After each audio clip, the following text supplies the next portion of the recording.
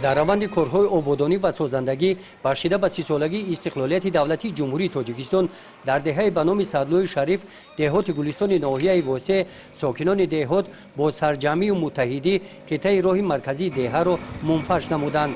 корҳои сохтмонӣ, роҳ ва асфалтхобонӣ бо ҷалби коргарон ва мутахассисони муассисаи давлатии таъмир ва нигаҳдории роҳҳои автомобилии ноҳияи Восеъ бо риояи меъёрии қоидаҳои роҳсозӣ ва бо сифати баланд роҳандозӣ карда шуд.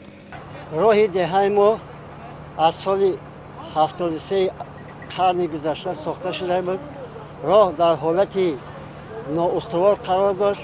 соҳибкорони деҳаи мо азм гирифтанд ки бо дастгирии дастури ҳидоятҳои ҷаноби олӣ дар бораи ободонии деҳот бахшида ба 30-солагии ҷашни истиқлолият деҳаро асфалтпӯш карданд. ба андозаи 600 метр кӯчаи аввалро, баъд оҳиста оҳиста кӯчаҳои боқимондаро яъне асфалтпӯш мекунанд. соҳибкорони деҳаи мо сарҷамъ шуда ҳамдигар маслиҳат карданд ки барои ободонии деҳот минбаъд ҳам саҳми худро мегузаронанд.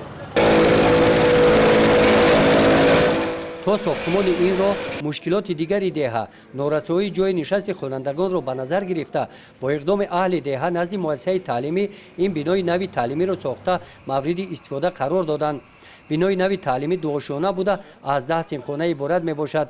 мунфарш гаштани роҳи марказии деҳа рафтуомади хонандагон ва сокинони деҳаро ки рӯзҳои боришоти барфу борон душворӣ мекашиданд ҳал кард.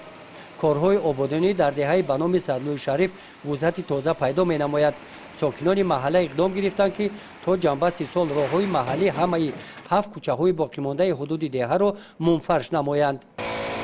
гузориши хоҷа Назрӣ, Худойназар Зуҳуров аз ноҳияи Восеъ барои барномаи иттилоотии Навид.